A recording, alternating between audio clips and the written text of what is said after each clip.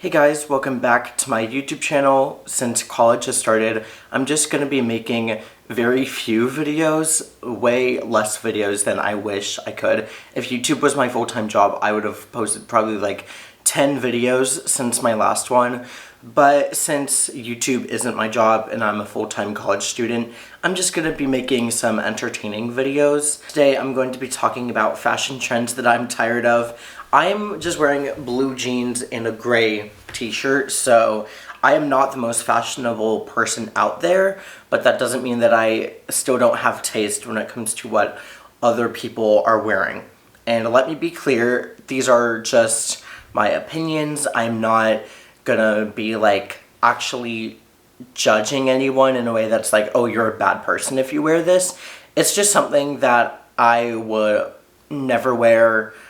Kind of tired of seeing, but you know, I'm not gonna like be mean to you if I see you wearing this. So just wanted to make that clear. So the first thing is socks and sandals. This used to be such like a cringy dad thing that my generation would make fun of. And like there's this one tech YouTuber I watch and like he's kind of known for wearing socks and sandals. And it was like a joke. Like once he became a dad, I was like, yeah, the dad with the socks and the sandals. But now people in my generation are wearing it. It's like, what are we doing? I just think it looks ugly because if you want to wear socks, just get slip-on shoes, because with sandals, it just looks weird. It looks weird. I'm sure it feels weird. The second fashion trend is specifically for guys because, I mean, I guess anyone, no matter their gender, like they can wear a clothing item, but like this is what I always see targeted to men, and a lot of these are like male gender specific, masculine specific. But knit shirts with buttons, they piss me off so much because it's always the like brands that want to give you like old money, luxury. It's like it just looks bad, and I'm gonna explain why. So I wrote in my notes, ruins the structure of the shirt. So if you don't know what I'm talking about, I got this picture from Abercrombie & Fitch, which by the way, I'm still an Abercrombie & Fitch hater. If you can see where the buttons go through the holes to button it up, it stretches the fabric around the buttonhole and then it looks unstructured. For me, it looks cheap, and not in like a price way.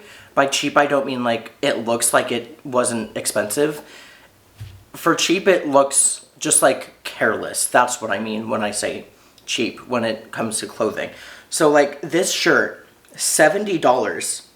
I said either add structure to the buttonholes or don't sell a shirt like this for $70, because I don't even know what this shirt is made out of. Hope it's not made out of polyester, and polyester does have its place, but I feel like if you're charging $70, probably shouldn't be using polyester, or at least like all polyester. But I mean, here's the thing, if it was just like a polo shirt with like two buttons at the top, that would look good. But since it's all the way down the shirt, I feel like the structure is getting lost where the buttonholes are. It's been a summer trend for a few years because I've noticed shirts like this have been sold for like the past 2 or 3 years at places like Cotton On, H&M, and Urban Outfitters. And those clothing stores, those are just the ones I happen to like always walk in. I haven't actually bought something from H&M. Most of the time I go there to make fun of them, I'm sorry. But Cotton On and Urban Outfitters, those ones I kind of shop more regularly at, but probably more than I should be. But so I just always notice what those 3 stores are putting out. And I also always go into Zara to make fun of them. Maybe what they could do is change the fabric content where the buttons are so that that part is more structured, but the rest of it stays the same with like this. This looks like a cotton knit. So like you can just mix around with the materials to make the button structured, but the rest of it like this sort of material that you like, Abercrombie. The next trend is when guys wear fake workwear / blue collar clothing. So I am someone, I don't know if you could tell, I'm gay. Do I dress gay? I don't know. I feel like it depends on the day.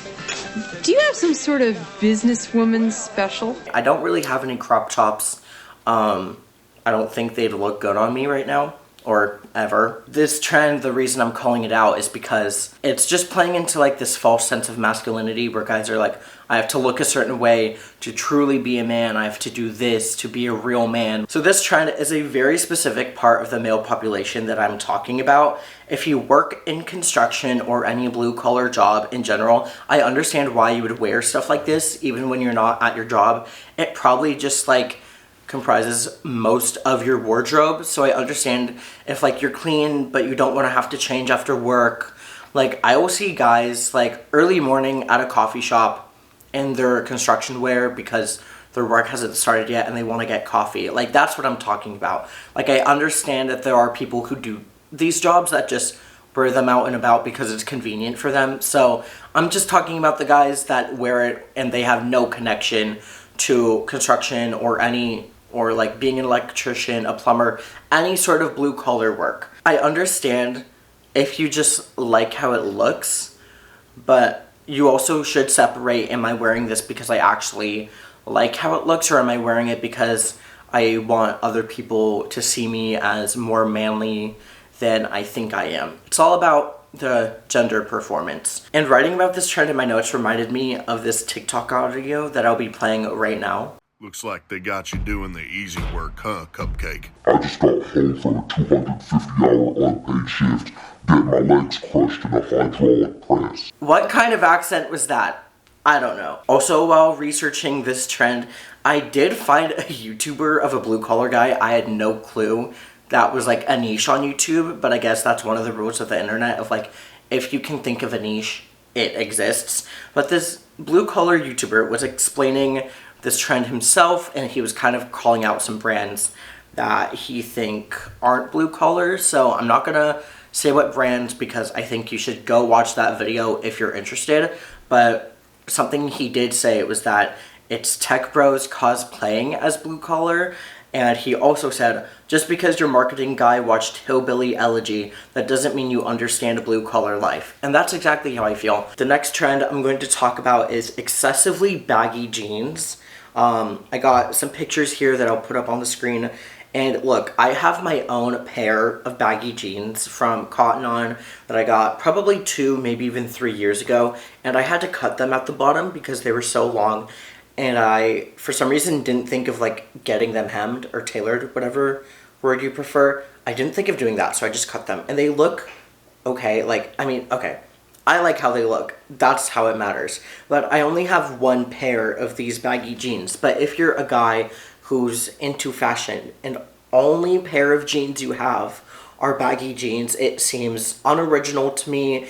It's kind of old, and old in a sense of like, I feel like you need a broad range of jeans. You need like slim fit. Skinny jeans, I don't think any guy needs skinny jeans, but you can have like slim fit, athletic fit, boot cut fit, baggy. There's all these certain words that like I don't even understand what they mean, but like the jeans are supposedly different.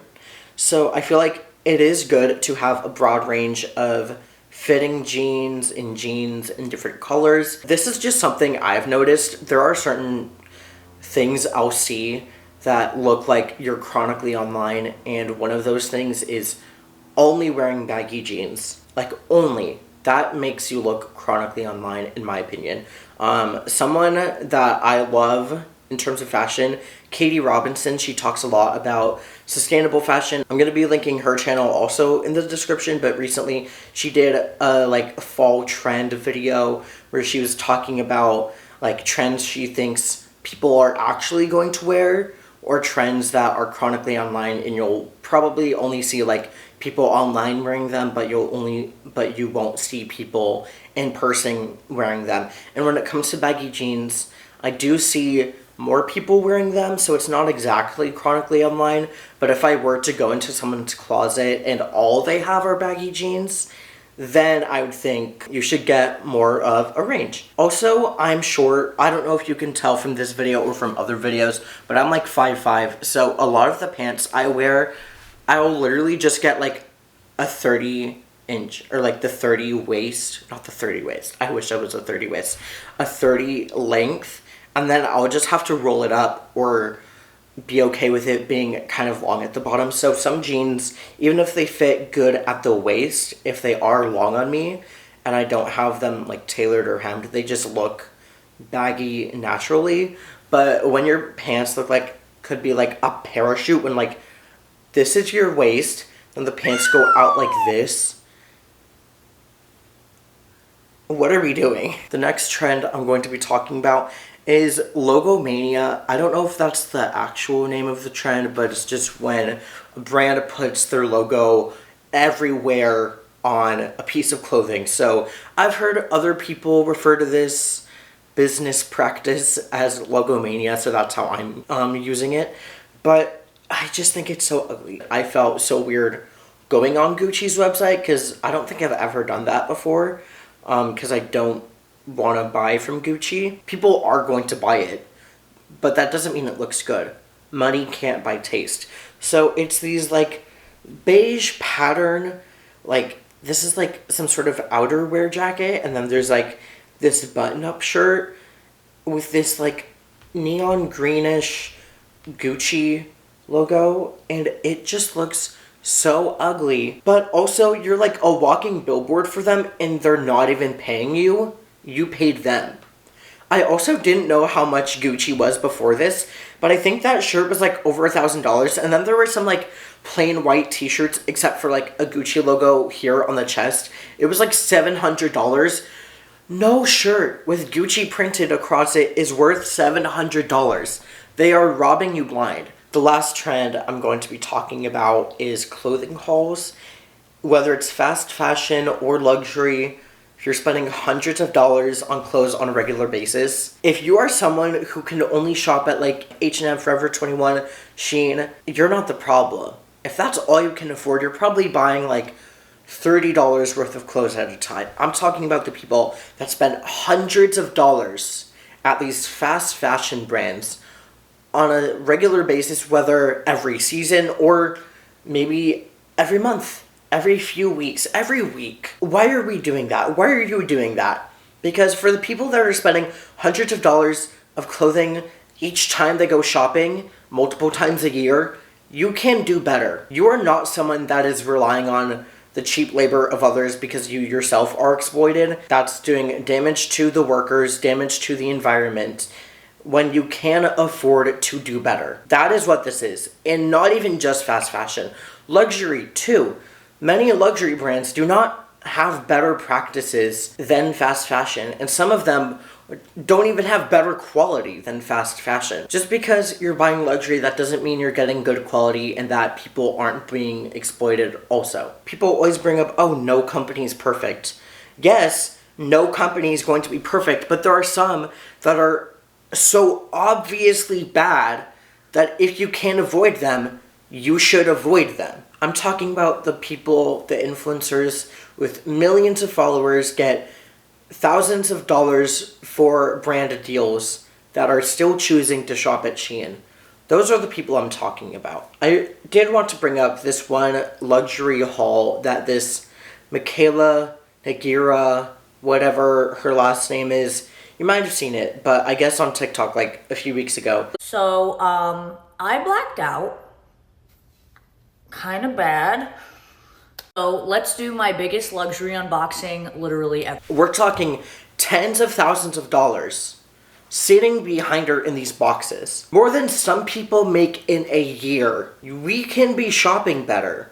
She can be shopping better. Guys that spend like millions of dollars on luxury cars, maybe once we solve world hunger, then you should buy that car. That has been my thoughts on some fashion trends that I am tired of seeing, that you maybe want to avoid, and ones that I certainly try my best to avoid.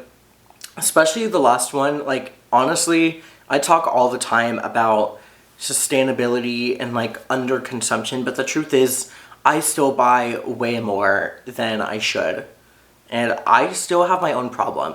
So am I kind of a hypocrite? Yes, but I will say I've been better than like 4 years ago. It's not about being perfect tomorrow. It's not about being perfect in 5 years. It's about doing better than you did yesterday when it comes to like sustainability. What are your thoughts on these trends? Do you like them? Do you hate them? No judgment if you enjoy some of these. I just don't like them and gave you my reasons why. See you guys in my next video, and I hope you all have a good day. Bye.